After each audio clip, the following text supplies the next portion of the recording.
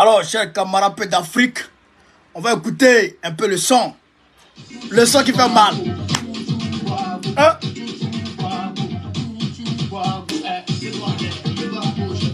Ah, ça c'est le son, ça. Ah. Chouchou bago, chouchou bago, chouchou bago.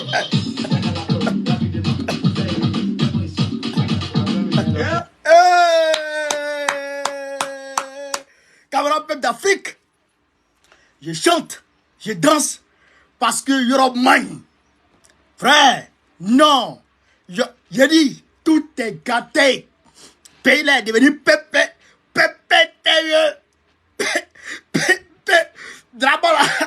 Dramana a dit l'économiste qui a redressé l'économie du Japon, qui a redressé l'économie de la Chine, qui a redressé l'économie de la Malaisie, qui a redressé l'économie du Vietnam, frère, de la Tchécoslovaquie, qui a redressé l'économie du Gabon, frère, même l'économie du paradis, Draman Ouattara qui a redressé ça.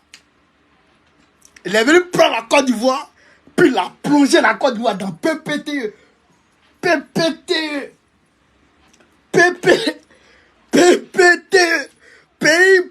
Pays pauvre et très endetté. C'est-à-dire que on n'est même pas dans pays en voie de développement. On n'est même pas dans pays émergent. On n'est même pas, frère, pays sous-développés. On n'est même pas dans tout ça là. C'est que tout ça là, elles sont mieux. Nous on est dans PPT, derrière là-bas. C'est-à-dire que nous on est dans moins. On est dans moins. Moins 0, moins 2, moins là-bas. PPT. Europe man, cher camarades d'Afrique. Partagez la vidéo, mettez les cœurs. Pompel. Europe. Moi, j'ai partagé parce que on m'empêche de faire la vidéo sur toutes mes pages en même temps. Donc, je suis obligé de faire sur la petite page Babo Cal Africain. Donc, la vieille mère, Maman Boigué, qui dévalait Drawan. Drawan est dit garer Katibla devant son magasin. Dieu fort. Non, j'ai qu'à avoir un peu d'Afrique. Non, là, on va parler. Et puis, on va, comment on appelle ça? On va donner le... Voilà, la vieille là. C'est là. Il y a Katibla devant son magasin. Ils vont prendre. Après, on va parler de ça. Après, on va mettre le discours de Gbagbo. Après, on va décortiquer ça. Aisément. Tranquillement. Frère. Non. Faut aider. Partagez la vidéo, mettez partout à travers mon entier. Pays pauvre.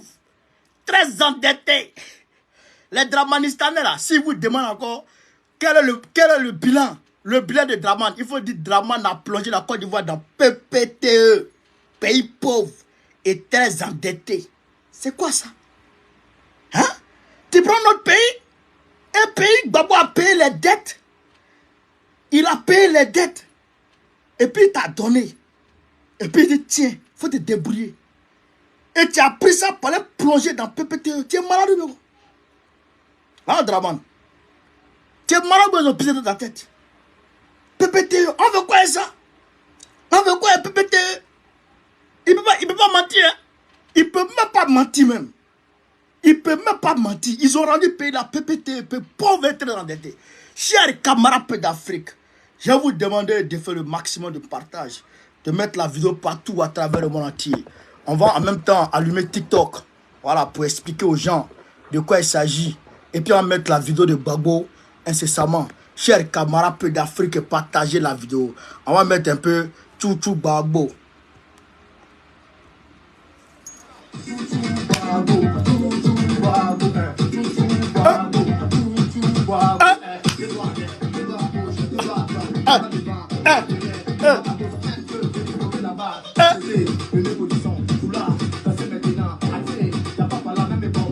dit réconciliation. Chouchou babou.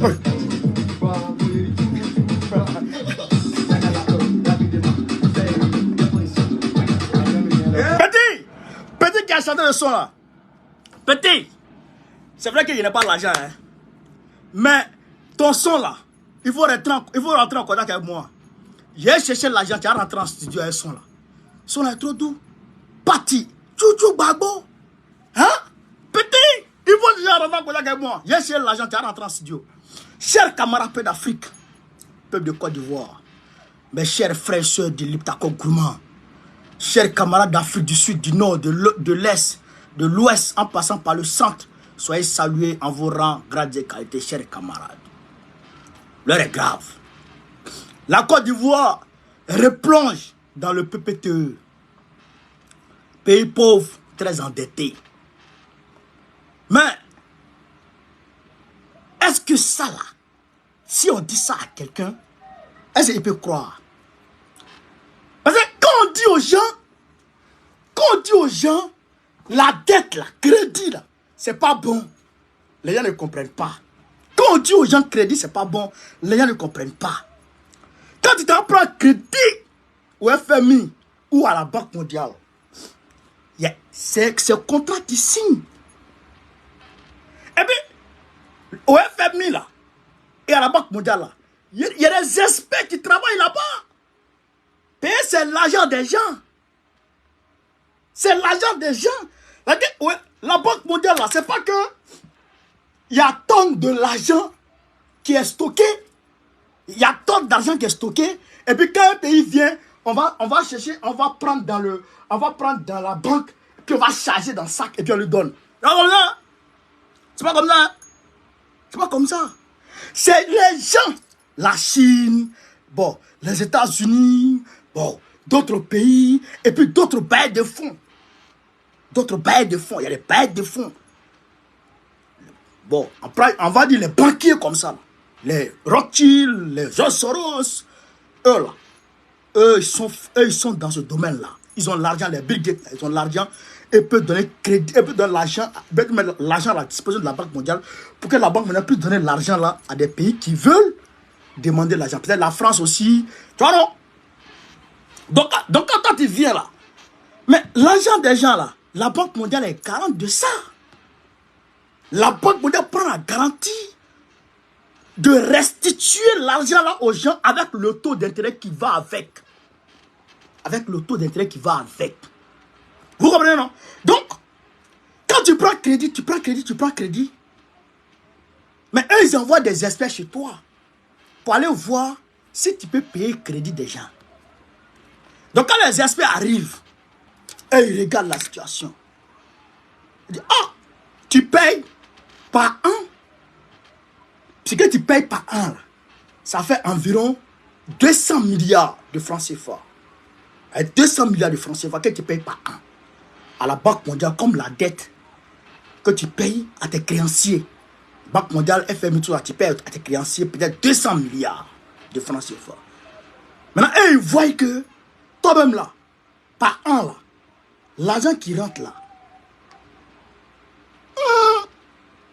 si c'est trop, c'est 200, si c'est trop, c'est 300 milliards.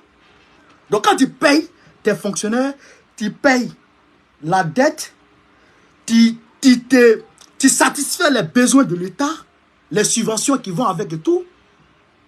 Et ils voient que l'argent là, c'est plus beaucoup. Si tu ne fais pas attention, tu ne pourras plus payer. Vous comprenez ça? Donc, eux te disent, bon, subvention de l'État là, il faut diminuer. Il faut diminuer. Tu subventionnes l'électricité là, il faut diminuer ça. Donc, tu es obligé de diminuer la subvention de l'électricité. Quand on dit subvention, là, il faut qu'on vous explique ça aussi. C'est que l'État prend une partie de ta facture. L'État prend une partie de là. Donc, la partie que l'État prend dedans là, la Banque mondiale dit à l'État, il ne faut plus prendre ça, il faut laisser le citoyen lui-même se débrouiller. Est-ce que vous comprenez ça? Est-ce que vous comprenez ça? Maintenant, le riz, quand le riz vient de la Thaïlande, par exemple, l'État subventionne une partie. L'État prend une partie du prix de vente du riz. Quand l'État prend une partie, donc ça veut dire que le marché, ça devient quand même abordable. Le FMI dit à l'État, il faut lever ça. Lève la subvention là, sur le riz. Laisse le citoyen lui-même se défendre. Vous comprenez, non? Là, le carburant. L'État, bon, le FMB dit, bon, il faut augmenter le carburant à la pompe. Les experts là. Vous comprenez, non? C'est pourquoi l'électricité est chère sur vous. Le coût de la vie continue d'augmenter, d'exploser sur vous. Parce que les experts du FMI viennent imposer ça à l'État de Côte d'Ivoire. C'est ce qu'on appelle le réajustement structurel. Ils peuvent te dire même, il ne faut pas embaucher encore de professeurs, d'enseignants. Il ne faut plus embaucher les enseignants. Vous voyez, les enseignants là, il y a manque, il y a pénurie d'enseignants à l'université. Il y a problème d'enseignants à l'université. Il y a problème d'enseignants à l'université, mais Dragon Ouattara ne recrute pas les procès. Il y a 3000 docteurs qui ont manifesté. Ils veulent être enseignants à l'université. Dragon Ouattara ne recrute pas. Parce que le FMI lui impose ça. Vous comprenez ça? C'est ça on appelle réajustement structurel. Donc, quand ils ont vu que ça ne va pas, ils vont venir maintenant avec PPTE. PPTE là, l'avantage de PPTE c'est quoi? L'avantage de PPTE c'est que il y a des bailleurs qui peuvent venir d'ailleurs, qui peuvent dire, la Côte d'Ivoire là, elle paye, par exemple, entre 400 milliards, entre 200 à 400 milliards de francs CFA par an. L'échéance de la dette qu'elle paye par an pour payer sa dette. On voit que la Côte d'Ivoire, quand l'échéance arrive, elle a du mal à payer la dette. Donc, elle est obligée d'aller s'endetter encore pour venir payer la dette. Vous comprenez? Vous comprenez ça? Donc, qu'est-ce qui se passe dans ce cas? Le FMI fait appel à des bailleurs. Il faut que la Côte d'Ivoire passe sous PPTE pour que ces bailleurs-là puissent venir racheter la dette de la Côte d'Ivoire. Au lieu que la Côte d'Ivoire paye les 400 milliards par an, la Côte d'Ivoire ne paye plus 400 milliards par an. Eux, ils prennent l'engagement de payer les 400 milliards pour la Côte d'Ivoire. Ils prennent ça, ils payent pour la Côte d'Ivoire. Donc, ça permet à la Côte d'Ivoire d'avoir une bouffée d'air, de respirer un peu.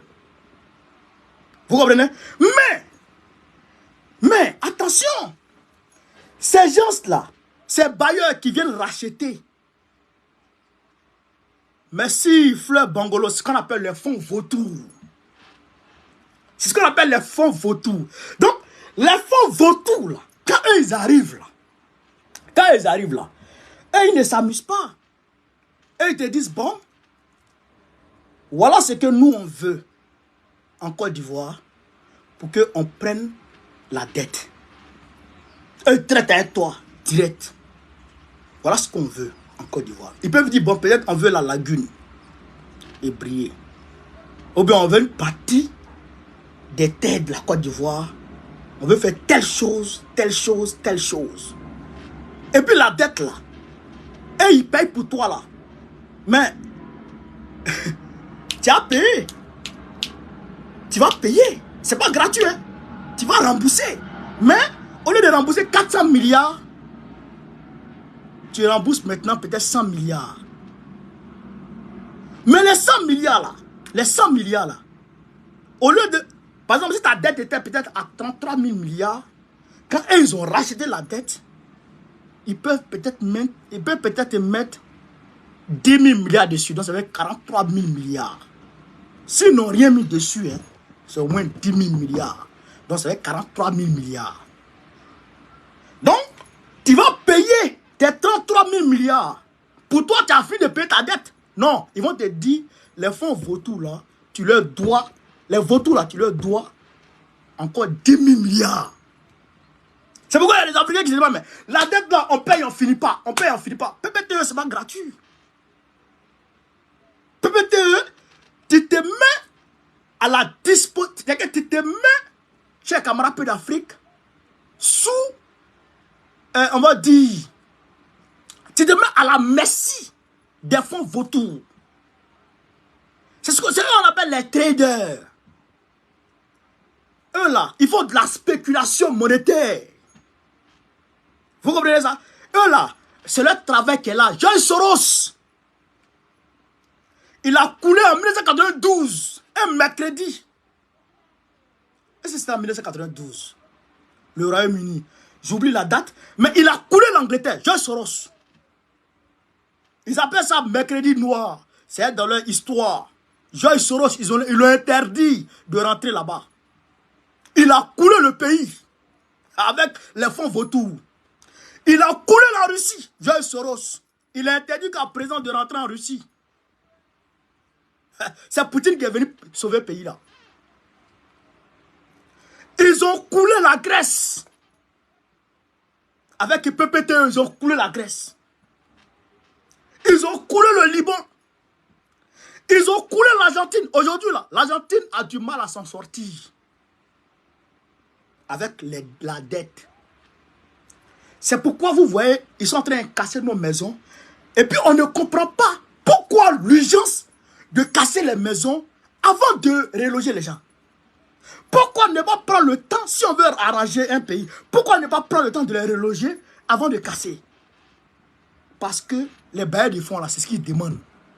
S'ils ne vont pas en urgence, s'ils ne font pas ça en urgence, s'ils ne se précipitent pas pour faire ce qu'ils demandent, obligatoirement, la Côte d'Ivoire sera en défaut de paiement. Et si la Côte d'Ivoire a un défaut de paiement, c'est pas bon. Même les fonctionnaires de la Côte d'Ivoire, la Côte d'Ivoire même aura du mal même à payer les fonctionnaires. Donc c'est pourquoi vous voyez Ouattara, il se précipite pour casser tout là. C'est pour vendre aux bailleurs de fonds. C'est pour vendre aux bailleurs de fonds pour avoir de l'argent. C'est pour satisfaire un certain nombre d'engagements vis-à-vis des institutions de Bretton Woods. Ce n'est pas du jeu. La dernière fois, j'ai fait une vidéo où j'ai démontré qu'il y a un organe du FMI, je crois que c'est du FMI, en tout cas des institutions de Bretton Woods, qui est venu voir Ouattara pour investir dans le domaine de l'immobilier. Pour investir dans le domaine de l'immobilier. Mais ils vont investir pourquoi? Ils vont investir comment? C'est Bretton Woods, frère. Crédit là, c'est ça qui est en train de tuer la Côte d'Ivoire aujourd'hui. C'est pourquoi Gbagbo a dit, c'est pas à tous les guichets qu'on s'endette. C'est pas à tous les guichets qu'on prend l'argent. C'est la dette qui fait qu'aujourd'hui, l'électricité est chère sur les Ivoiriens. C'est la dette qui fait qu'aujourd'hui, le riz est cher sur les Ivoiriens. C'est la dette qui fait qu'aujourd'hui, l'huile est chère sur les Ivoiriens. C'est la dette qui fait qu'aujourd'hui, on ne peut pas augmenter le prix du cacao. C'est la dette qui fait qu'aujourd'hui, l'anacad n'est plus payé en Côte d'Ivoire. C'est la dette qui fait qu'aujourd'hui, l'EVA n'est plus payé en Côte d'Ivoire. C'est la dette qui fait qu'aujourd'hui, l'Ivoirien ne peut plus manger à sa faim. C'est la dette qui est votre malheur. Donc, l'économiste Dramane Ouattara a échoué et la dette va tout nous tuer. Et ce PPTE là, c'est pas parce que le pays est passé sous statut de PPTE que le coût de la vie va diminuer. Non, ça ne diminue pas. Parce que les vautours du FMI, on le regarde. On le regarde. Tu ne peux pas dire que tu as besoin d'aide quand tu roules dans Range Rover. Tu ne peux pas dire à quelqu'un de te donner l'argent pour payer ta maison quand toi tu roules dans Range Rover. Ton Range Rover, il faut vendre ça. Donc, il faut baisser ton niveau de vie. Donc, ça veut dire qu'il faut, on va dire, il faut te défaire, il faut renoncer à ton confort. Il faut renoncer à ton confort. C'est pourquoi les Ivoiriens, là, ils n'ont plus de confort et la vie devient dissueuse. Même la France, c'est l'Union européenne qui sauve la France de Macron. L'Union européenne. Parce que la France est passée sous tutelle de l'Union européenne. C'est l'Union européenne qui gère la France du banquier Macron. C'est pourquoi Gbagbo vous dit que les banquiers ne valent rien dans la gestion d'un pays. Ce n'est pas des hommes d'État. C'est des techniciens en réalité. Voilà la réalité. Alors que si nous panafricains, nous les panafricains, si on prend le pays là, on nationalise beaucoup de choses. On nationalise beaucoup de choses. On dénonce beaucoup d'accords. L'accord de non-double imposition, comment on appelle ça? La convention de non-double imposition qui existe entre la France et les pays africains, c'est-à-dire la Côte d'Ivoire et puis le Burkina Faso. Le Burkina Faso a dénoncé ça ici. C'est-à-dire que quand une entreprise travaille en France à son, comment on appelle ça même, à sa domiciliation fiscale en France, elle ne paie plus impôt en Côte d'Ivoire. C'est la même, ce qui fait que Bolloré ne paie plus impôt en Côte d'Ivoire. C'est ce qui fait que Orange qui vous vole là, il ne paie plus impôt en Côte d'Ivoire. Bouygues qui vous vole là, il ne paie plus impôt en Côte d'Ivoire. Eiffage qui vous vole là, il ne paie plus impôt en Côte d'Ivoire. Colas ne paie plus impôt en Côte d'Ivoire. Cheikh Camara d'Afrique, Cargill, toutes ces entreprises là ne paient plus impôt en Côte d'Ivoire. Parce que elles sont exonérées du fait de la non-double imposition de cette convention meurtrière, mortifère. Si c'est nous, on dénonce ça, ils vont payer. S'ils dénoncent, on prend l'un de ça pour avancer. Gbagbo gérait le pays avec 40% du territoire. Mais il gérait tout le pays, il payait tous les fonctionnaires, il payait l'échéance. Et puis, quand il a eu PPTE, pour avoir une bouffée d'air, et c'est là qu'il a commencé maintenant à travailler efficacement pour les Ivoiriens.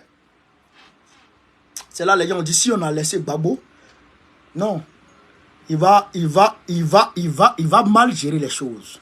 Il va nous, c'est-à-dire qu'on sera obsolète. C'est-à-dire on ne va plus servir à rien du tout. Le FMI, la Banque mondiale, tout ça ne vont plus servir à rien du tout parce qu'il ne va plus s'endetter. Parce qu'il ne va plus s'endetter. Parce que malgré sous l'embargo, parce que quand Gbagbo est venu encore, quand Gbagbo a pris le pouvoir, il ne pouvait plus prendre de crédit parce qu'à cause du problème des 18 milliards de Bédier, il ne pouvait plus prendre crédit, la Côte d'Ivoire ne pouvait plus s'endetter. Donc Gbagbo a géré le pays, il ne s'endettait pas. C'est au final, quand il a fini de régler le problème de Bédier, qu'il a commencé à pouvoir s'endetter. Ça, Gbagbo. Draman, c'est Ouaouara, il a échoué. Il a échoué. Chers camarades d'Afrique, allons voter Gbagbo, hein, qui était ici. C'est Gbagbo qui est l'homme. C'est Gbagbo qui peut gérer le pays là. C'est-à-dire qu'à part Gbagbo, il ne sait pas qui peut. C'est Gbagbo l'homme de la situation aujourd'hui. C'est Gbagbo l'homme de la situation. C'est de ça qu'il s'agit. Vous comprenez ça? C'est de ça qu'il s'agit, camarades d'Afrique. On va ici parler un peu de Draman. On va ici parler un peu à une dame. On va ici parler un peu à une femme qui ne connaît pas Draman, à l'instar de beaucoup d'autres moutons RDR qui ne connaissent pas Draman. Mais on va lui dire qui est Draman, chers camarades d'Afrique. Dieu fait là, merci pour les étoiles. Chers camarades d'Afrique, tapotez, mettez le cœur. Vous voyez que on est à 300 personnes là, c'est pas normal. Quand même, c'est bon, on connaît sur Facebook. Hein? Tapotez, mettez le cœur, partagez la vidéo, partagez. TikTok, on a 300 personnes, c'est cool. Tapotez, partagez la vidéo. On va écouter la dame là. Chers camarades, peu d'Afrique.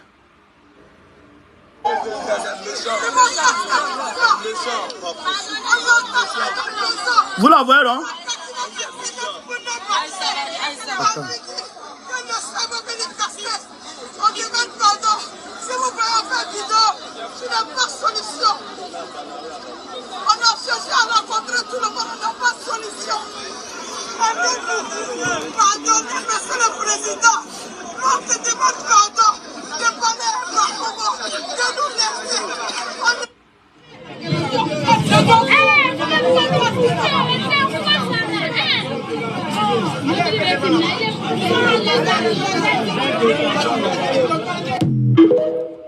Camarade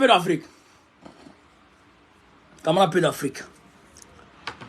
Elle s'appelle Maman Bouaké. C'est-à-dire que moi, je regarde la vidéo, j'ai envie de rire, j'ai envie de pleurer. Alors, on est là.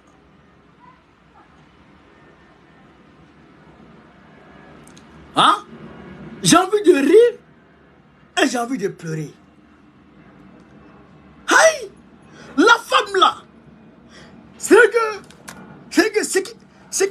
qui m'a étonné chez elle, une mère, ça là, elle vaut ma mère.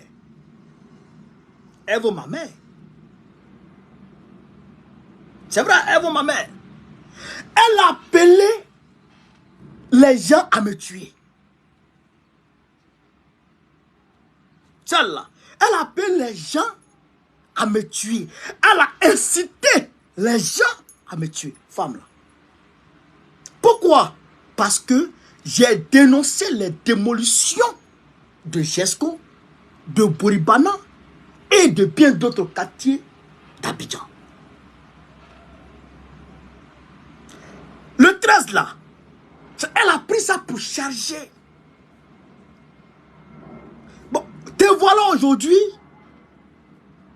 à peu près dans la même situation que les personnes que Bao connaît défendaient.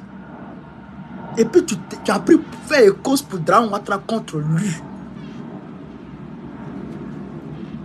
Les personnes que je défendais, c'est pourquoi j'attaquais frontalement et durement Dran Ouattara. C'est pourquoi je l'allumais.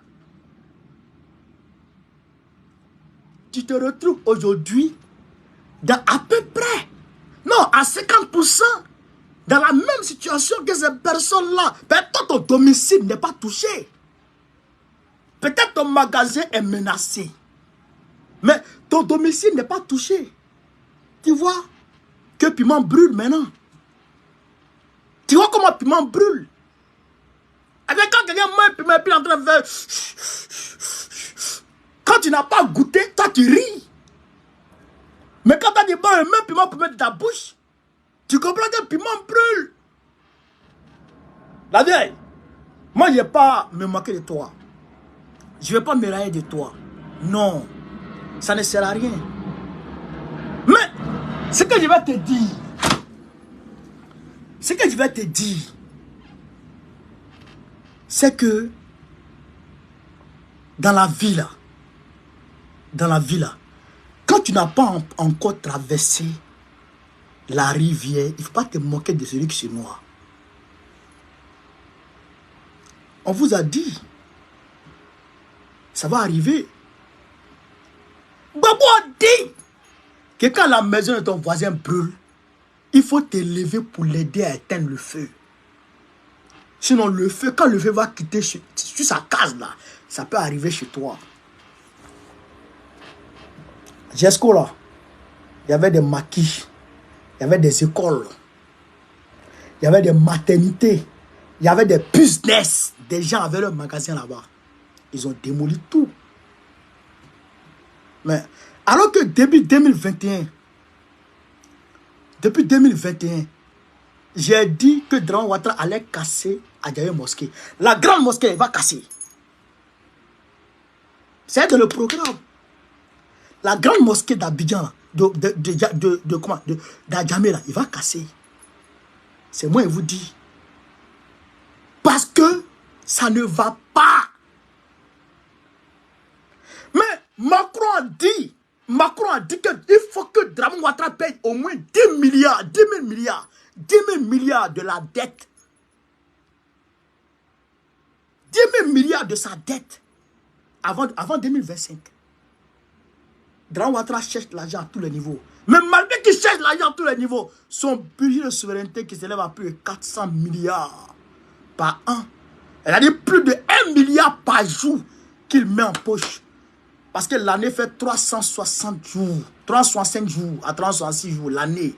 Dran Ouattara prend près de 400 milliards. Ça fait plus d'1 milliard par jour qu'il met dans sa poche. Mais malgré les difficultés des Ivoiriens, il ne diminue pas ça. Non seulement il ne diminue pas ça, il continue d'augmenter le nombre de ses ministres. Ils sont à plus de 40 aujourd'hui. Ministres de son gouvernement. Le Sénat est là. Le haut représentant du chef de l'État. C'est quoi ça? C'est quoi ça? Même la France qui est France, qui a des territoires outre-mer. Qui a des territoires outre-mer et ils n'ont pas ce nombre de ministres. Même les États-Unis, plus de 50 États.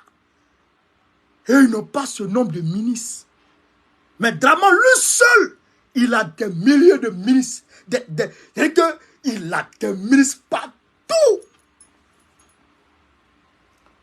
Et selon les statistiques, avérées sûres, plus de 1400 milliards, près de 1400 milliards de francs CFA vont dans la corruption, vont dans l'évasion fiscale en Côte d'Ivoire. Plus de 400, plus de 1400 milliards. Alors que si on récupère ça, on peut payer certaines choses, on peut reprendre certaines choses. Mais Draman Ouattara ne fait pas ça. Il veut attaquer les pauvres. Il dit qu'il va interdire les engins à 2 roues à Cocody. Il va empêcher les jeunes livreurs de travailler. La vieille, quand on vous dit ça, il faut écouter, il faut comprendre. Il faut écouter et il faut comprendre. Aujourd'hui, c'est sur toi. Et je regarde ces vidéos, elle dit non, Draman n'est pas au courant de ça. Mais la vieille, quand même, il faut quand même être un peu intelligent dans la vie. Je ne t'insulte pas, parce qu'aujourd'hui tu es en détresse, il ne t'attaque pas. Même quand tu m'as attaqué, il ne t'a pas répondu. Même quand tu appelles les gens à me tuer, il ne t'a pas répondu. Mais je sais que tu es en position de détresse. On ne tire pas sur un corbillard. On ne tire pas sur une ambulance. Non, on ne tape pas quelqu'un qui est à terre. Quand tu vas te relever, on va se voir. Mais ce que je te dis, c'est qu'il faut réfléchir un peu dans ta tête. Quand les gens ont mal travaillé à Ebempe, au stade Ebempe, on a mis sur la toile. Draman Ouattara a fait sauter son ministre des Sports. Il a fait sauter près de 3 à 4 personnalités. Pourquoi? Parce que Draman suit tout. Il voit tout. Il sait tout. Oui. Quand Bakong est allé casser Jesco, il a cassé Boribana. Au prochain conseil des ministres, qu'est-ce qu'il a dit? Il a demandé à Bakong d'être humain quand il casse. Et de faire attention à la population quand il casse. Il n'a pas dit, il ne faut pas casser. Hein? Il dit, il faut faire attention quand tu casses. Draman Ouattara, s'il n'est pas au courant, s'il n'est pas au courant, et puis Bakongo fait ça dans son dos, il y a longtemps, il a chassé Bakongo. Personne ne peut faire ça. En 2020, quand il a cassé Yopougon, je crois que c'est Banco, premier pont en haut là. Quand il a cassé là, les gens ont dit, il a même cassé une mosquée. Les gens ont dit non, c'est Kafana, c'est pas Ouattara. Il a dit c'est Ouattara. Draman Ouattara, quand il a fini ça, il a bombardé Kafana, ministre conseiller. Il a bombardé Kafana, ministre conseiller. Quand Bakongo a cassé Oufé-Boigny 1 2 à Koumassi, qu'est-ce qu'il a fait? Il a bombardé Bakongo, ministre en même temps. Ministre en même temps, conseiller à la présidence, plus proche collaborateur de Draman Ouattara, parce que lui, il marche avec les démons. Il marche avec les criminels. C'est ça qu'on vous dit, et vous ne voulez pas comprendre. Mais si vous ne voulez pas comprendre, si les verbes, les mots n'arrivent pas à vous conseiller, les conséquences vont vous conseiller. Et les conséquences arrivent. Et les conséquences vont vous péter à la figure. C'est ça qui est la vérité. C'est ça qui est la réalité. Et quand on vous dit, il faut croire. La vieille, quand on vous parle, là, il faut croire. Chers camarades d'Afrique, partagez la vidéo, mettez les cœurs, tapotez partout à travers le monde entier. On va maintenant passer à la phase sérieuse. On va décortiquer aisément, chers camarades d'Afrique, le discours du président Laurent Gbagbo. Gbagbo a parlé et beaucoup parlent derrière. Gbagbo parle et il parle. Gbagbo dit 1 et ils disent 10. Mamadou Touré dit que Gbagbo n'est pas crédible. Non, d'abord, je voudrais saluer l'ensemble des militants, des sympathisants, des camarades, des admirateurs de Gbagbo Laurent qui ont effectué le déplacement à Lyon la dernière fois, le samedi dernier. On a rempli une salle de près de 300, 400 personnes. On a rempli la salle. Preuve à l'appui. Ah, comment? Il y a dit, preuve à l'appui. On a gbé la salle. Vous voyez? TikTok, vous voyez? On a gbé la salle. On a gbé la salle. Avec Gbagbo, il n'y a pas poteau. J'ai appris que le même jour, les RDR devraient faire une marche pour soutenir Ouattara et que eux, ils attendaient de l'argent d'Abidjan. L'argent n'est pas venu, ils n'ont pas fait. Parce qu'eux ne peuvent pas mobiliser sans pain ni sardines. Alors que nous, on paye nos transports. Vous voyez Marina Ouraga qui est là. Demandez à Marina. Nous, on paye nos transports. On paye, on cotise, on loue un car. Et puis on s'en va remplir la salle. Et puis on revient. Et puis fouettez. Les camarades de Lyon, vous êtes formidables. Non, vous aimez Gbagbo. Ouais, Lyon, vous aimez Gbagbo. Vous avez confirmé que Gbagbo là. Ouais, il a commencé, ses premiers pas en politique, il a commencé là-bas. Vous avez confirmé que Gbagbo là, il s'est marié à Lyon. Vous avez confirmé que vous avez Gbagbo. Lyon, on revient. Parce qu'il y a une surprise qu'on est en train de préparer. On fait les tournées. Il y a une surprise agréable qu'on vous réserve. Vous allez voir. C'est pas à moi de dire ça. C'est au camarade Lobo, le camarade représentant Lobo, de vous dire ça. Mais quand il va dire, moi je vais dire. Elis Tchétché, sois salué, camarade. Donc, ici, on va écouter le président Laurent Gbagbo. Et puis on va décortiquer point par point. Asseyez-vous, prenez vos tabourets, on va démarrer avec vitesse, chers camarades peu d'Afrique. On va démarrer. Voilà. Donc, on va écouter ici le président Laurent Gbagbo.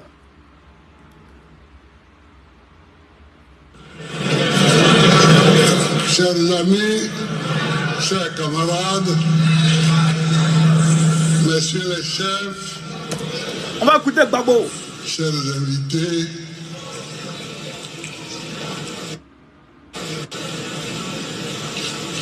on vous a déjà salué. Ouais. Mais je vous remercie d'être tous là. Je vous remercie vraiment d'être là et de me faire l'honneur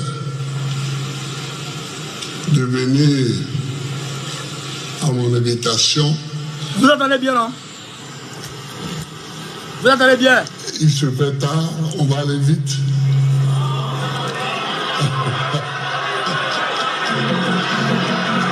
Partagez, partagez, partagez. Tapotez, partagez. Chers amis, une fois de plus, une fois encore, j'accepte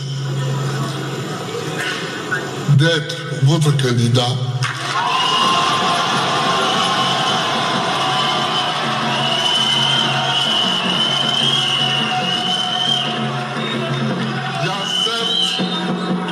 D'être votre candidat pour aller à la bataille.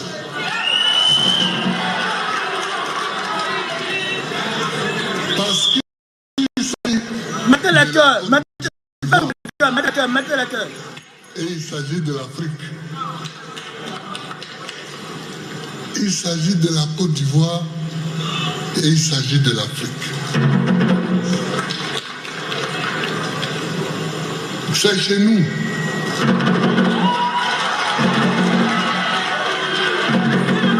L'Afrique, c'est chez nous.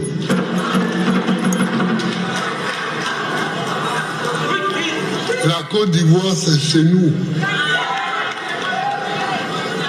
Et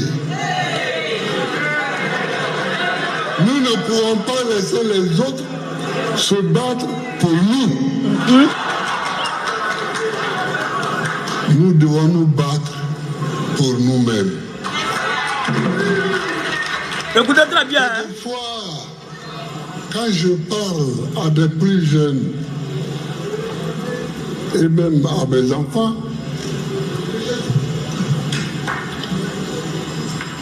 je leur dis,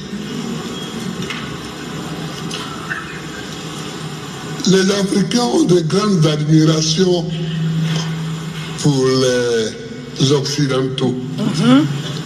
Ils ont des admirations, on dit, ah, mais dans tel pays, ils font ceci, dans tel pays, dans tel autre pays, ils font cela.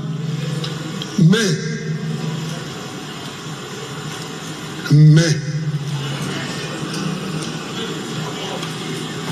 ces Occidentaux-là, leurs parents et leurs grands-parents ont souffert le martyre. Les Américains, dont on parle souvent, les Américains, ils ont fait la guerre de libération contre la Grande-Bretagne.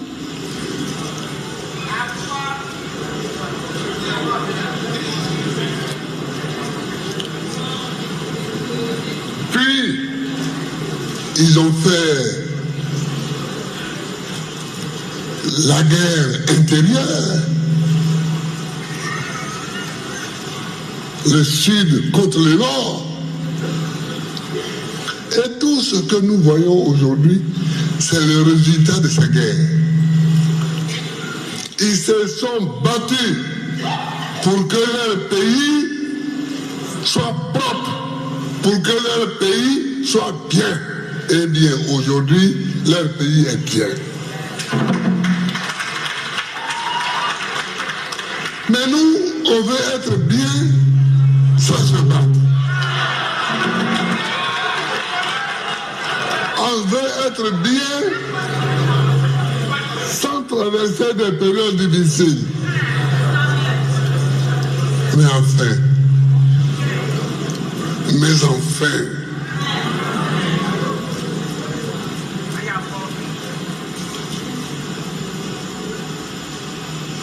Abraham Lincoln, il est mort.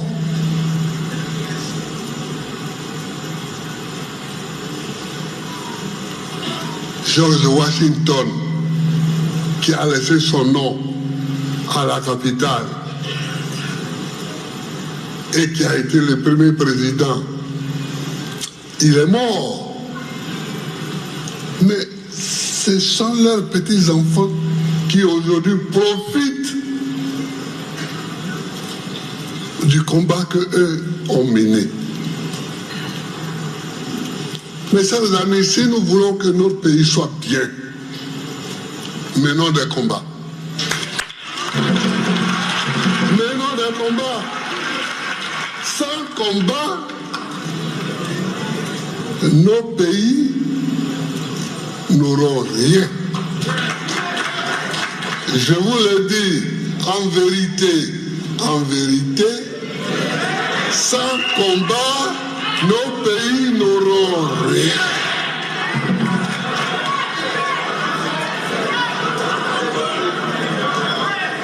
Vous croyez que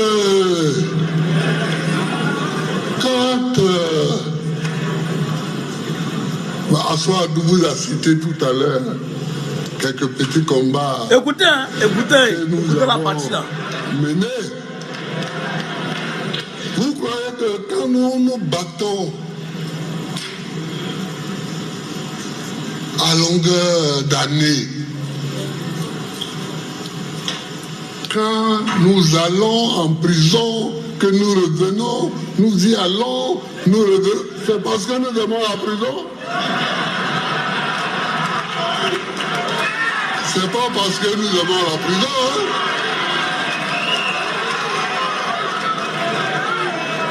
C'est parce qu'il y a des combats à mener.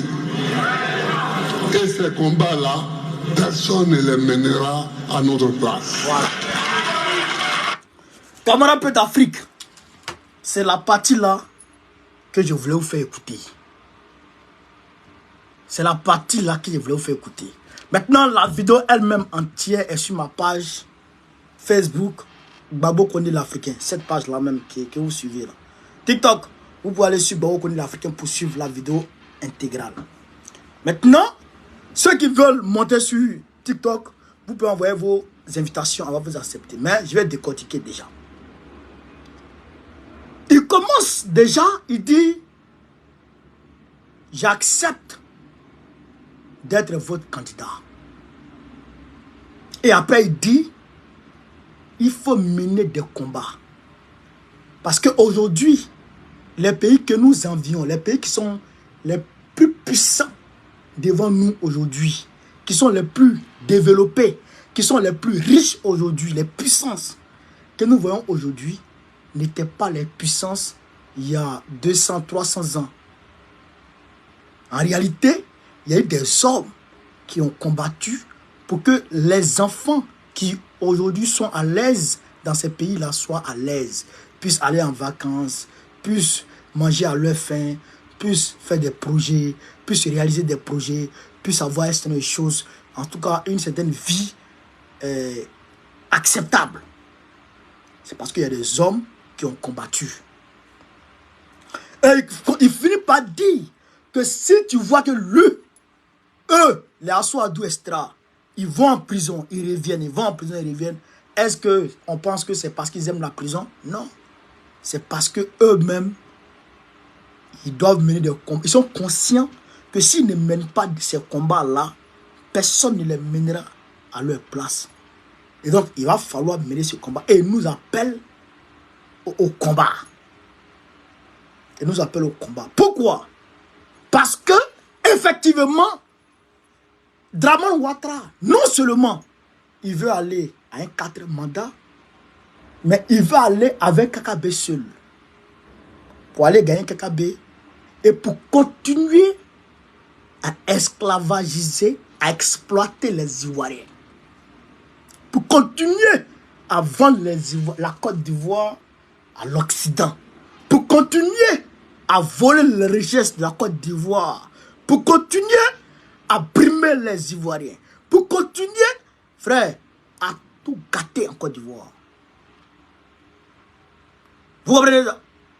Vous comprenez ça? C'est pourquoi Babo Laurent dit il faut qu'on combatte.